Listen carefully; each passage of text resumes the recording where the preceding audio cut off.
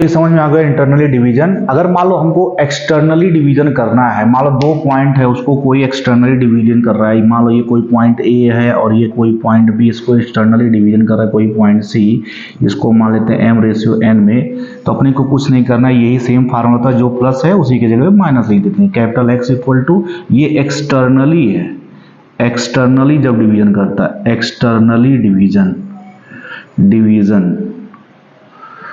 Externally division करता है तो इस तरीके से होता है m और m के रेशियो में। तो अपने को क्या करना है, यहाँ पर x2 m माइनस x1n और upon m plus n, capital Y equal to y2 m minus y1n upon m plus n।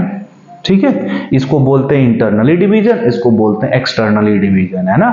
और ये तो आपको समझ में आ गया होगा। अच्छा, इसमें क्या करेंगे भाई, मान लो क्वेश्चन ले लेते हैं, कोई एक कोऑर्डिनेट इसका है 2,3 और ये मान लेते हैं 4,5 और इसको मान लेते हैं 2:3 में डिवाइड कर रहा है।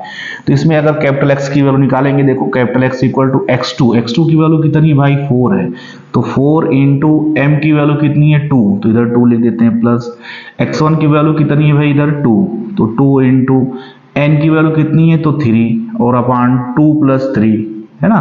तो ये देखो ये क्या आ जाएगा भाई, 4 इंटू 2 8 प्लस 5, सॉरी 2 3 जा 6 होता है ना, 6 अपान 5, तो कितना हो गया भाई 14 अपान 5।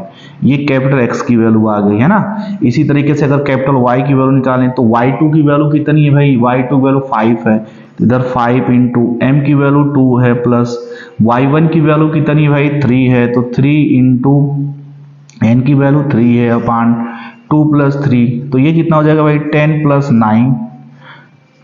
9 अपान 5, मतलब 19/5। तो जो ये किसका कोऑर्डिनेट आ जाएगा वो क्या आ जाएगा भाई, कैपिटल X और कैपिटल Y की वैल्यू कितनी आ जाएगी भाई, देखो 14/5 और 19/5। इसको बोलते हैं इंटरनली डिवीजन। अगर मान लो यही कह दे कि एक्सटर्नली डिवीजन है, तो ये यहाँ पर फॉर्मूला रख करके हम एक्सटर्नली कैलकुलेट कर लेते हैं। आई थिंक आपको बहुत अच्छे से एग्जांपल के थ्रू समझ में आ गया होगा, है ना। आज के लिए इतना ही, थैंक यू।